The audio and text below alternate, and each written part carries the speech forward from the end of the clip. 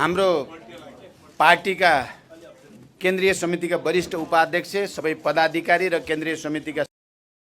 सहयोद्धा कमरेडहरू र यो हामीले प्रतिबद्धता पत्र भन्ने गरेका छौँ। घोषणा पत्रकै अर्को नाम भने पनि हुन्छ। प्रतिबद्धता पत्र सार्वजनिक गर्ने यो कार्यक्रममा उपस्थित सम्पूर्ण पत्रकार साथीहरू, भर्खरै पार्टी केन्द्रको तर्फबाट जारी गरिएको प्रेस वक्तव्य तपाईहरुले सुनिसक्नु भएको छ। त्यो अब तपाईहरुको हातमा वितरण पनि हुँदैछ र भर्खरै फेरि प्रतिबद्धता पत्र स्वयं पनि सार्वजनिक गरिएको छ। त्यो पनि तपाईहरुको हातमा एकैछिनमा आइपुग्नेछ। त्यसकारण समग्र कुरा त तपाईहरुले त्यसबाट जानकारी प्राप्त गर्नु नै हुनेछ।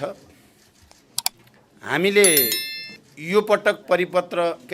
प्रतिबद्धता पत्र सार्वजनिक गर्दै गर्दा, त्यसको तयारी गर्दै गर्दा हामीले केही नीतिगत र केही योजना र कार्यक्रमगत ढङ्गले विषयलाई प्रस्तुत गर्ने जमर्को गरेका छौँ। नीतिगत विषयमा माओवादी केन्द्र मात्रै त्यस्तो पार्टी हो जसले यो संविधानलाई निरन्तर सुधार परिमार्जन गर्न आवश्यक छ भन्दै संविधान सभाबाट संविधान जारी हुने बेलामा नै हामीले आफ्ना रिजर्भेसनहरू भोलिका दिनमा यी विषयहरूमा सुधार आवश्यक छ, तर तत्कालको शक्ति सन्तुलनको अवस्थालाई हेरेर र संविधान जारी गर्नुपर्ने ऐतिहासिक आवश्यकतालाई हेरेर हामीले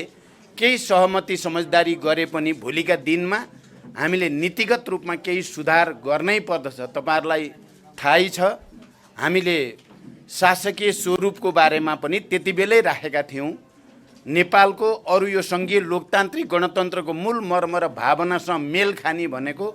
प्रत्यक्ष निर्वाचित कार्यकारी राष्ट्रपति हो भनेर हामीले संविधान सभाभित्र पनि छलफल गरेका थियौँ र अन्तिम समयसम्म पनि त्यसका निम्ति प्रयास पनि भएको थियो। तर तत्काल त्यो निष्कर्षमा पुग्न सक्ने स्थिति नबनेपछि हामीले यसलाई भविष्यमा संविधान संशोधनको माध्यमबाट अगाडि बढाउने उद्देश्यका साथ रिजर्भेसन राखेका थियौँ। त्यसैगरी निर्वाचन प्रणाली पनि सङ्घीय लोकतान्त्रिक गणतन्त्र, समावेशी लोकतन्त्र भनौँ, यसको मर्म र भावनासँग मेल खाएको छैन। त्यसकारण यो निर्वाचन प्रणाली यथार्थमा आम जनताको निम्ति पहुँच हुने खालको निर्वाचन प्रणाली होइन। आम जनताको पहुँच बनाउनको लागि र हाम्रो समाजको बनावट जस्तो छ, विभिन्न जात जाति भाषा भाषी क्षेत्र वर्ग समुदाय सबैको पनि प्रतिनिधित्व उचित ढङ्गले हुने गरी समानुपातिक निर्वाचन प्रणाली, पूर्ण समानुपातिक निर्वाचन प्रणाली बनायो भने एकातिर सबै समुदायको समुचित प्रतिनिधित्व पनि हुन्छ, अर्कोतिर खर्चिलो र भड्किलो निर्वाचन प्रणाली जो खाली ठुल्ठुला पुँजीपतिहरूले मात्रै वहन गर्न सक्ने त्यो प्रकृतिको प्रणालीलाई पनि सुधार गर्न सकिन्छ भनेर पनि हामीले त्यति बेला चाहिँ आफ्ना कुराहरू राखेका थियौँ। त्यसको साथै हामीले यद्यपि सङ्घीयतामा जाने निर्णय भइसकेपछि संविधानमा एउटा व्यवस्था पक्कै पनि गरिएको छ, 7 प्रदेशको व्यवस्था, र साथसाथै त्यो प्रदेशभित्र पनि क्लस्टर मिलेका एरियाहरू जहाँ निश्चित समुदायको बसोबास छ त्यस्ता क्षेत्रहरूलाई स्वायत्त क्षेत्रको रूपमा या विशेष क्षेत्रको रूपमा या संरक्षित क्षेत्रको रूपमा चाहिँ निर्माण गरेर जाने भन्ने संविधानमा त उल्लेख गरियो, तर कानुन बनाएर त्यसलाई कार्यान्वयन गर्ने काम अहिलेसम्म हुन सकेको छैन। हामीलाई लाग्छ यो सङ्घीयताको मर्म र भावना अनुसार यो परिवर्तन जसलाई हामीले युगान्तकारी परिवर्तनको रूपमा परिभाषित गरेका छौँ, सङ्घीय लोकतान्त्रिक गणतन्त्र र समावेशी लोकतन्त्रलाई त्यो अनुसार स्वायत्त क्षेत्र, विशेष क्षेत्र र संरक्षित क्षेत्रको रूपमा हामीले त्यस्ता इकाइहरू गठन गर्यो भने आम जनताले राज्यमा आफ्नो अपनत्व महसुस गर्ने र सबैको सहभागिता सुनिश्चित हुने कुरालाई पनि हामीले यो पटक अलिकति सुधार गर्नुपर्छ भन्ने हामीले ठानेका छौँ। त्यस्तै गरी हामी कहाँ एउटा कुरा राजनीतिक परिवर्तन चाहिँ हुने, तर त्यो राजनीतिक परिवर्तन अनुकूल प्रशासनमा सुधार या अन्य प्रणालीमा सुधार जति आवश्यक हुन्थ्यो त्यो सुधार नहुने गरेका कारणले पनि केही वर्षपछि राजनीतिक प्रणालीप्रति, राजनीतिक सिद्धान्तप्रति नै मानिसहरूमा केही नयाँपनको अनुभूति नहुने गरेको पनि छ। त्यसकारण हामीले यो पटक चाहिँ संरचनागत सुधार गर्नको लागि उच्चस्तरीय प्रशासन सुधार आयोग गठन गरी कर्मचारी तन्त्रलाई रूपान्तरण गर्ने, स्वतन्त्र, निष्पक्ष र जनताप्रति उत्तरदायी न्यायपालिकाको व्यवस्थापन गर्न, न्यायपालिकाको पुनर्संरचना गर्ने, उच्चस्तरीय सम्पत्ति छानबिन आयोग, किनकि यो सुशासनको कुरा निकै गम्भीर प्रश्न बनेको हामी सबैले महसुस गरेकै कुरा छ। त्यसको निम्ति हामीले उच्चस्तरीय सम्पत्ति छानबिन आयोग गठन गरी 2047 सालपछि सार्वजनिक लाभको पदमा रहेका सबैको सम्पत्ति छानबिन गर्ने र उचित कारबाही गर्ने भन्ने कुरालाई पनि हामीले ठोस रूपमा नीतिगत रूपमा नै अगाडि सारेका छौँ। अर्को, हामीले सुरुमै पनि यहाँ आइ नै सक्यो, राजनीतिक परिवर्तन त हुने, तर त्यो परिवर्तनसँग मिल्दो गरिकन आर्थिक प्रगति नहुने, विकास र समृद्धिको यात्रा र रणनीति कार्यनीति त्यस अनुकूलको नहुँदा राजनीतिप्रति नै जनतामा कहीँ न कहीँ भ्रम सिर्जना हुने र कहीँ न कहीँ त्यसबाट निराशा आउने गरेकै छ। यो घटना 7 सालदेखि यतापट्टि मात्रै हेऱ्यो भने पनि हामी त्यो एउटा ट्रेनकै रूपमा देख्छौँ। यो पटक तपाईहरुले सायद नोट गर्नुभएको होला, मैले सार्वजनिक समारोहहरूमा बोल्दा या अन्तर्वार्ताहरूमा तपाईहरुसँग कुराकानी गर्दा पनि मैले भनेको छु, अहिले अबको हाम्रो मुख्य काम भनेको आर्थिक क्रान्ति, आर्थिक समृद्धि या सुशासन र समृद्धि नै हो। र मैले आफ्नो तहबाट चाहिँ बोल्दा सम्पूर्ण रूपले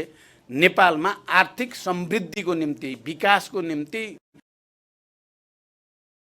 केन्द्रित गर्ने कुरा गर्दै आएको छु र त्यसरी नै एउटा क्रम भङ्ग गर्ने सामान्य सुधारको तरिकाले यो हुनेवाला छैन। त्यसकारण आर्थिक क्रान्ति, आर्थिक समृद्धिको निम्ति सम्पूर्ण तागत लगाएर निरन्तरतामा क्रम भङ्ग गरेर जानुपर्छ भन्ने मान्यता हामीले अगाडि सारेका छौँ। व्यापार घाटा नियन्त्रणका लागि राष्ट्रिय व्यापार प्रतिष्ठान गठन गर्ने, रोजगार वृद्धिका लागि राष्ट्रिय रोजगार प्राधिकरण गठन गर्ने, राष्ट्रिय महत्त्वका आयोजनाको द्रुत कार्यान्वयन र पुँजीगत खर्च वृद्धिका लागि राष्ट्रिय विकास आयोजना कार्यान्वयन प्राधिकरण गठन गर्ने, यस्ता संरचनागत सुधारद्वारा आर्थिक विकासलाई गति दिने परिकल्पना हामीले गरेका छौँ। समाजवाद उन्मुख प्रणाली निर्माण गर्नको लागि सामूहिक उत्पादन प्रणाली विकास गर्ने, स्वास्थ्य र शिक्षा राज्यको जिम्मेवारी हुने गरी अगाडि बढाउने, एकीकृत रूपको सबल सामाजिक प्रणाली कार्यान्वयन गर्ने, सार्वजनिक यातायातमा सरकारको भूमिका वृद्धि गर्ने, समानता, समावेशीकरण र विकासको प्रतिफलको न्यायोचित वितरणको संरचनामा जोड दिने भनेर भनेका छौँ। र यो नीतिगत र संरचनागत सुधारको साथै हामीले केही ठोस कार्यक्रमहरू पनि यसै अनुकूल हुने गरी अगाडि सारेका छौँ हामीले यो प्रतिबद्धता पत्रमा। त्यसमा कुनै पनि प्रकारको वैदेशिक सैन्य गठबन्धनबाट मुक्त गरी नेपाललाई शान्ति क्षेत्रको रूपमा स्थापित गर्ने, शान्ति क्षेत्रको रूपमा स्थापित गर्ने, 2 अङ्कको आर्थिक वृद्धिको आधार निर्माण गर्ने, कृषि र किसानलाई केन्द्रबिन्दुमा राख्ने, कृषियोग्य जमिन बाँझो राख्ने स्थितिको अन्त्य गर्ने, जग्गा एकीकरण, चक्लाबन्दी र सामूहिक खेती मार्फत कृषि उत्पादन वृद्धि गर्ने, बाली लगाउन अघि नै कृषि मल खेतबारीमा पुग्ने व्यवस्था गर्ने, माटोमा प्राङ्गारिक तत्त्व बढाउन बायोचारको उत्पादन र प्रयोगलाई प्रोत्साहन दिने, रासायनिक मलको उपयोग कम गर्दै जैविक प्राङ्गारिक मल उत्पादन र प्रयोग बढाएर लैजाने, जैविक खेतीलाई योजनाबद्ध रूपले प्रोत्साहन गर्ने, वैज्ञानिक भूमि सुधारलाई अगाडि बढाउने, कृषि उत्पादनको समर्थन मूल्य तोकी कृषि उपजको उचित मूल्य प्राप्त गर्ने सुनिश्चित गर्ने, प्रत्येक प्रदेशमा 2टा आधुनिक औद्योगिक केन्द्र निर्माण गर्ने, हरेक पालिकामा 1 औद्योगिक ग्राम निर्माण गर्ने, वैदेशिक रोजगारीबाट फर्किएकाहरूलाई उद्यममा लगाउने विशेष सहयोग र छुटको वातावरण तयार पार्ने, सरकारी कार्यालयहरूमा नेपालमै उत्पादित स्वदेशी वस्तु उपलब्ध हुने हदसम्म त्यसकै प्रयोगलाई अनिवार्य बनाउने, राष्ट्रिय गौरवका आयोजना, उत्पादनमा आधारित कृषि परियोजना, पर्यटन र औद्योगिक प्रतिष्ठानहरूमा 10 लाख युवाहरूलाई रोजगारीको वातावरण बनाउने, रोजगार प्राधिकरण अन्तर्गत 20 लाख युवा रोजगार र स्वरोजगार बनाउने, आगामी स्थानीय निर्वाचनसम्ममा विदेशमा रहेका नेपाली नागरिकहरूले आफू कार्यरत रहेको मुलुकबाट मतदान गर्न पाउने व्यवस्था मिलाउने, शिक्षालाई पूर्वाधार मध्ये प्रमुख पूर्वाधार मान्दै लगानी गुणात्मक शिक्षामा लगानी गुणात्मक वृद्धि गरिनेछ। 5 वर्षमा 20% पुर्याउने हामीले लक्ष्य निर्धारण गरेका छौँ। नयाँ सरकार बनेको 6 महिनाभित्र नयाँ शिक्षा ऐन जारी गर्ने, 12 कक्षासम्म अनिवार्य र निःशुल्क शिक्षा लागू गर्ने, शैक्षिक सत्र सुरु हुनु 1 महिना अघि नै सबै पुस्तक शैक्षिक संस्थामा पुर्याउने, प्रत्येक प्रदेशमा एक प्रादेशिक विश्वविद्यालय गठन गर्ने, सिक्दै कमाउँदै कार्यक्रमलाई व्यवस्थित र प्रभावकारी ढङ्गले कार्यान्वयन गर्ने, हरेक पालिकामा आधारभूत अस्पताल निर्माण गर्ने, गरिब, विपन्न, असहाय वर्गको निःशुल्क स्वास्थ्य उपचारको व्यवस्था गर्ने, बालबालिका तथा ज्येष्ठ नागरिकहरूको लागि विशिष्टीकृत अस्पतालहरूको व्यवस्था गर्ने, उपचारात्मक सेवाको साथै निवारण पद्धति र जनस्वास्थ्यमा क्षेत्रमा जोड दिने, सार्वजनिक यातायातलाई राज्यको संलग्नता र विद्यमानमा सहज र सुरक्षित तुल्याउन अधिकार सम्पन्न यातायात व्यवस्था प्राधिकरण गठन गर्ने, अदालतको आदेशलाई सम्मान गर्दै वातावरणको रक्षामा तात्विक रूपमा प्रतिकूल असर नपर्ने गरी निजगढ अन्तर्राष्ट्रिय विमानस्थल निर्माण अगाडि बढाउने, काठमाडौँ तराई मधेस द्रुत मार्ग निर्माणलाई तीव्रता दिने, शहरी विपन्न नागरिक, ज्येष्ठ नागरिक र अशक्तका लागि सामुदायिक आवास निर्माण गरी आय स्तरको आधारमा निःशुल्कदेखि सशुल्क आवासको व्यवस्था गर्ने,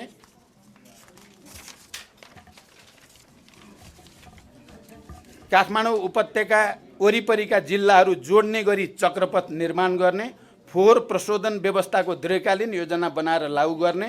चुरे क्षेत्र संरक्षणको लागि त्यहाँ रहेका जोखिमपूर्ण बस्ती तथा अव्यवस्थित कृषिलाई वैकल्पिक स्थानमा व्यवस्थापन गर्ने, वातावरण मैत्री विकासको अवधारणा अघि बढाउने, हरेक पालिकामा वातावरण अधिकृत राख्ने, आदिवासी, जनजाति, मधेसी, मुस्लिम लगायतको समानुपातिक समावेशी प्रतिनिधित्वलाई सुनिश्चित गर्ने, प्रतिनिधि सभा तथा प्रदेश सभाको निर्वाचनमा महिलाको लागि प्रत्यक्षतर्फको 33% निर्वाचन क्षेत्र नै आरक्षित गर्ने र समानुपातिक तर्फको 33% को निम्ति भएको व्यवस्थाको विधि संशोधनमा पहल गर्ने, महिलाहरूले गर्ने अनौपचारिक क्षेत्रको कामलाई राज्यको कुल गृहस्थ उत्पादनमा स्पष्टसँग झल्कने गरी गणनाको व्यवस्था गर्ने, प्रत्येक पालिकामा महिला सहायता केन्द्र स्थापना गर्ने, महिला, द्वन्द्व पीडित, लैङ्गिक तथा यौनिक अल्पसङ्ख्यकको रोजगारीको लागि एक विशेष स्वरोजगार कोष खडा गरी उद्यमशीलतासँग जोड्ने, दलित समुदायलाई विशेष अधिकारको व्यवस्था गर्ने, भूमिहीन र आवासविहीन दलितलाई उचित भूमिको व्यवस्था गरी भूमिहीनता र आवासहीनताको अन्त्य गर्ने, सङ्घ र प्रदेश स्तरमा दलित विकास प्राधिकरण बनाउने, प्रत्येक पालिकामा ज्येष्ठ नागरिकका लागि खाने, बस्ने र उपचारको पूर्ण सुविधा भएको सुविधायुक्त ज्येष्ठ नागरिक सेवाको व्यवस्था गर्ने, राज्यको नीति निर्माण तहमा अपाङ्गता भएका व्यक्तिहरूको प्रतिनिधित्वको व्यवस्था गर्ने, अपाङ्गता भएका व्यक्तिहरूको स्वास्थ्य बिमा र जीवन बिमा निःशुल्क गर्ने, लैङ्गिक तथा यौनिक अल्पसङ्ख्यकलाई पहिचानसहित नागरिकताको व्यवस्था गर्ने, सार्वजनिक स्थलमा निःशुल्क इन्टरनेट सेवाको व्यवस्था गर्ने, ई गभर्नेन्स प्रणाली लागू गर्ने, भ्रष्टाचारप्रति शून्य सहनशीलताको नीति लिने, भ्रष्टाचारीमाथि प्रभावकारी नियन्त्रण गर्ने, जनताको सहभागितामा भ्रष्टाचार विरोधी अभियान चलाउने, खरिद ऐन नयाँ बनाउने, प्रविधिमा आधारित प्रगति अनुगमन प्रणाली लागू गर्ने, संवैधानिक अदालतको स्थापना गर्ने, काठमाडौँ उपत्यकामा 500 वटा विद्युतीय बस सञ्चालन गर्ने, यातायात क्षेत्रमा स्वरोजगार व्यवसायी र मजदुरहरूका निम्ति सामाजिक सुरक्षा गर्ने, 5 वर्षमा विद्युत उत्पादन 8000 मेगावाट सम्म पुर्याउने जुन सम्भव छ भन्ने देखिसकेका छ। सङ्घ, प्रदेश र स्थानीय तहका सरकारी कार्यालयको लागि यातायातको साधन खरिद गर्नु परेमा विद्युतीय साधन खरिद गर्ने नीति लिने, 4000 मेगावाट विद्युत उत्पादन गर्न स्वदेशी पुँजी परिचालन गर्ने, नेपालको पानी जनताको लगानी हरेक नेपाली जलविद्युतको शेयर धनी कार्यक्रम सञ्चालन गर्ने, एक घर एक धारा कार्यक्रम लागू गरी सबै नेपालीको घरमा स्वच्छ खानेपानी पुर्याउने, चुरेको फेदी क्षेत्र आधारित भएर पूर्व पश्चिम नहर निर्माण गर्ने, नदी जोड योजना अघि बढाउन सर्वेक्षण प्रारम्भ गर्ने, आगामी 5 वर्ष डिजिटल क्रान्ति वर्ष बनाउन जोड गर्ने, रु 1 अरबको राष्ट्रिय विज्ञान प्रविधि तथा नवप्रवर्धन कोष स्थापना गर्ने, कर्मचारीको विज्ञान तथा प्रविधि सेवा छुट्टै निर्माण गर्ने, 5 वर्षभित्र हाइड्रोजन प्लान्ट स्थापना गर्ने भएर हामीले ठोस योजना र कार्यक्रम पनि यो प्रतिबद्धता पत्रमा सार्वजनिक गरेका छौँ। पत्रकार साथीहरू तपाईहरुले पक्कै पनि यति भनिसकेपछि बुझ्नुभयो माओवादी केन्द्रको अरूको भन्दा अलि भिन्न चाहिँ वैचारिक राजनैतिक ओरिएन्टेसन पनि छ, नीति योजना कार्यक्रम पनि छ। सङ्घीय लोकतान्त्रिक गणतन्त्र या भनौँ 12 बुँदे समझदारी हुँदै शान्ति सम्झौता र संविधान सभा हुँदै समावेशी लोकतन्त्र सङ्घीय लोकतान्त्रिक गणतन्त्र स्थापनामा माओवादी केन्द्रको के भूमिका थियो भन्ने कुरा इतिहास सिद्ध पनि छ। आम नेपाली जनता